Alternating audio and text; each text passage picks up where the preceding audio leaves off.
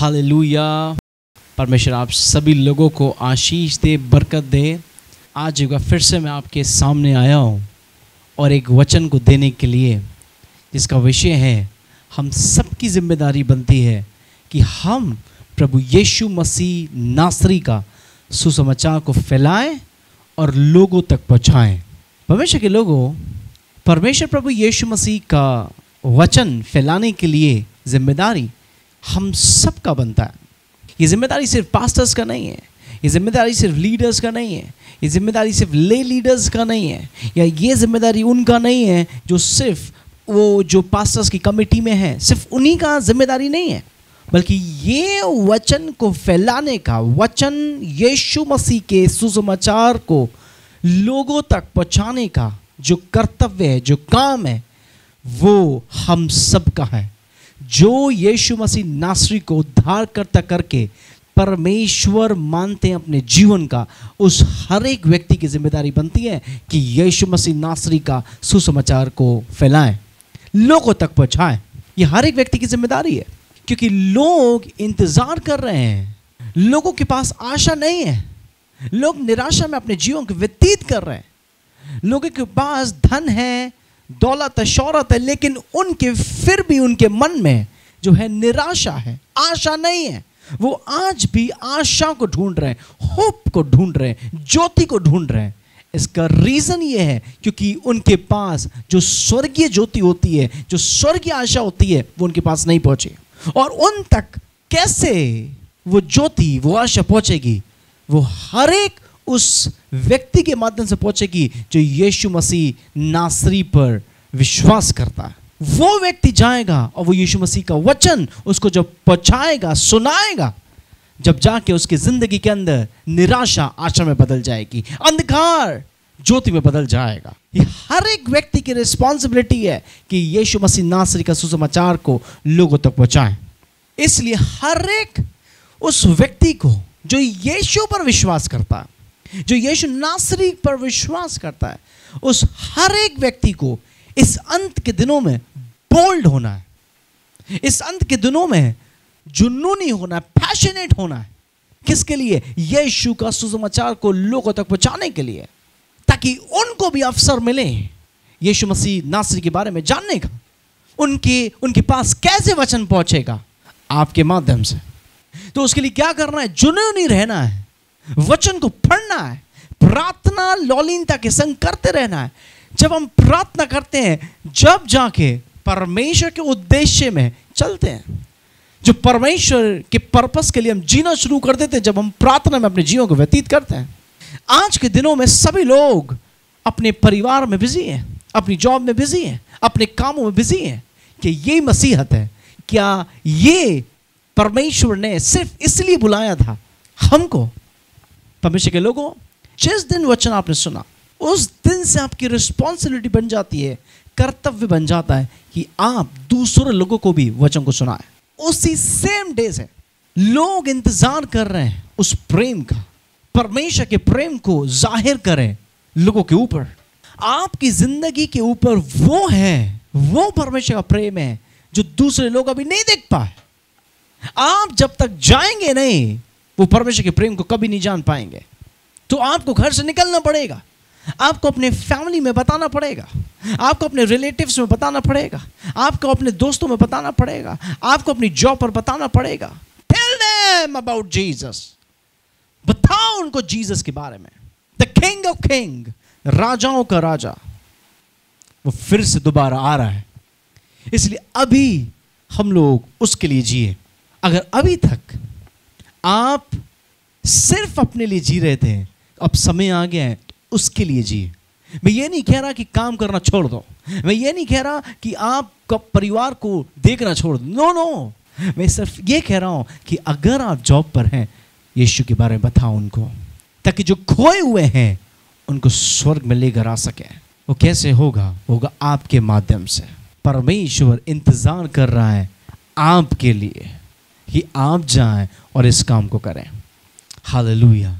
परमेश्वर के लोग खाली ना बैठे सिर्फ घर पर, यूट्यूब, इंस्टाग्राम और सिर्फ फालतू की रील्सों में ना जाएं। उस जीवित परमेश्वर प्रभु यीशु मसीह के लिए मेहनत करें इस अंतिम दिनों में।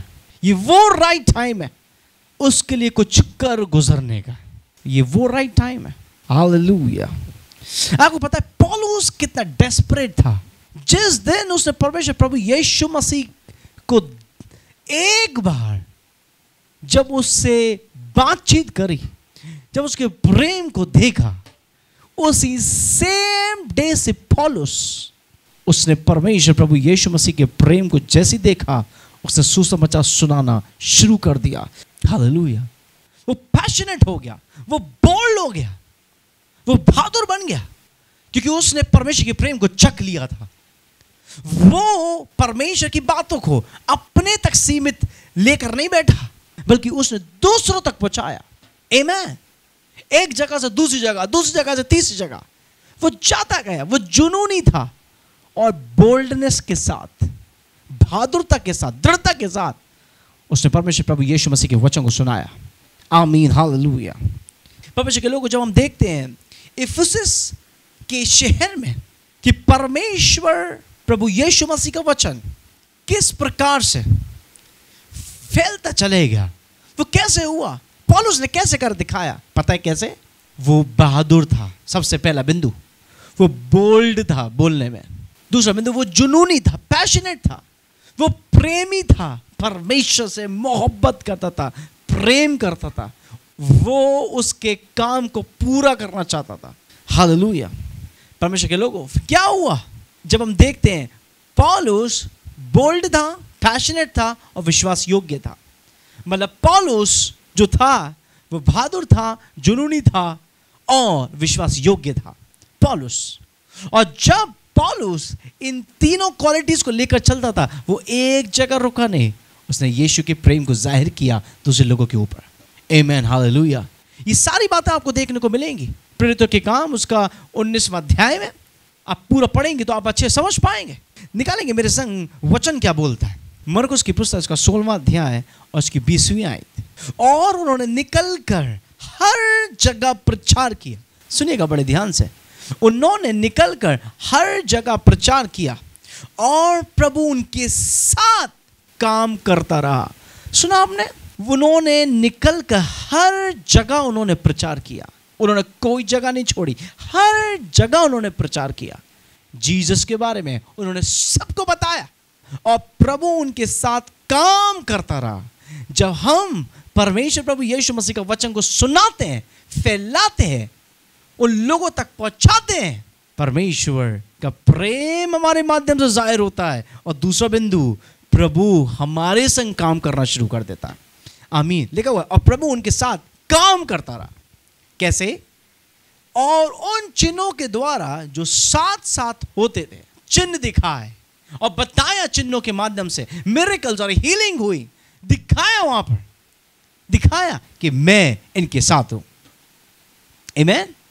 जब परमेश्वर पहले ही ऐसे था, आज ऐसा नहीं है। नो, बाइबल में इस प्रकार से लिखा हुआ है, इब्रानियों की पुस्तक उसका 13वां अध्याय और उसकी 8वीं आयत। इस प्रकार से लिखा है, यीशु मसीह कल और आज और युगानुयुग एक सा है।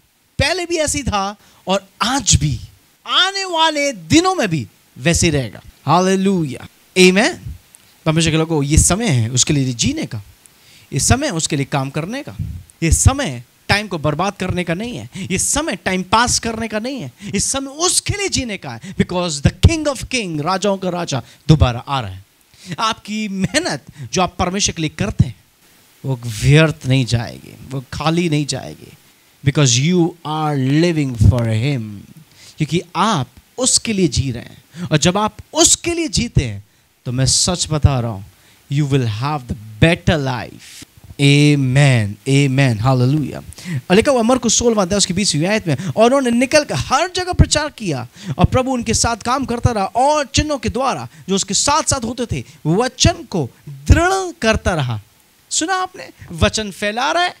जब वचन फैला रहे थे वो लोग, जब चिन्ह चमत्कार भी हो रहे थे, और जब चिन्ह चमत्कार हो रहे थे उसी दौरान वो सब लोग वो क्या करने में फोकस थे?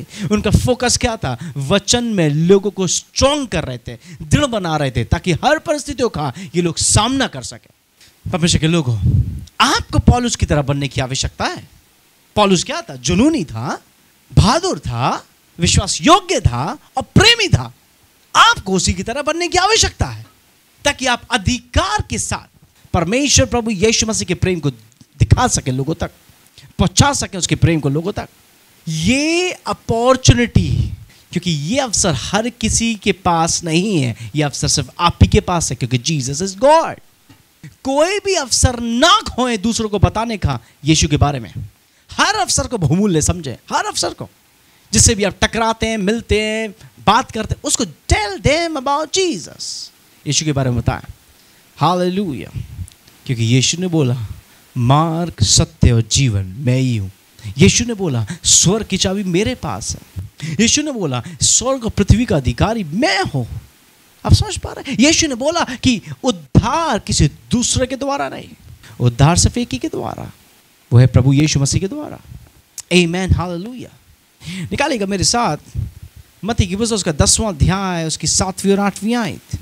लिखा हुआ है, और चलते चलते प्रचार करके कहो कि स्वर्ग का राज्य निकट आ गया। कैसे? चलते चलते प्रचार करते हुए कहो कि स्वर्ग का राज्य निकट आ गया। अब प्रचार करने के लिए क्या आवश्यकता है? मैंने बोला ना, चलो तो प्रचार करो, बैठे हुए तो प्रचार कर लो। आप कैसे भी प्रचार कर सकते जीसस का। It's so easy. आमीन। और आगे क्या लिखा हुआ है? आगे लिखा हुआ है, बीमारों को चंगा करो, मरे हुए को जिलाओ, कोढ़ियों को शुद्ध करो, दुष्टात्मा को निकालो, जो तुमने सेत में पाया सेत में दो। परमेश्वर ने तुम्हें एक अधिकारी बनाया है, अथॉरिटी तुम्हारे पास है, जीसस ने अथॉरिटी तुमको दी है। तो परमेश्वर के लोगों, ये समय है, अपने समय को बर्बाद न करें, टाइम वेस्ट ना करें, यीशु के बारे में जानते हैं, यीशु के प्रेम के बारे में जानते हैं, उस यीशु को जो मरा हुआ था जिंदा हो गया है, और जो चला गया था जिंदा होकर चले गया था, वो वापस यीशु मसीह दोबारा बहुत जल्द हम सबको लेने के लिए आ रहा है। उसके लिए काम करो।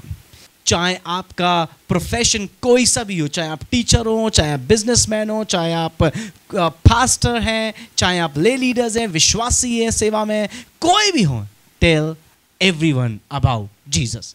हर किसी को जीसस के बारे में बताएं, क्योंकि he is the king that coming soon. वो राजाओं के राजा बहुत जल्दी आ रहा है।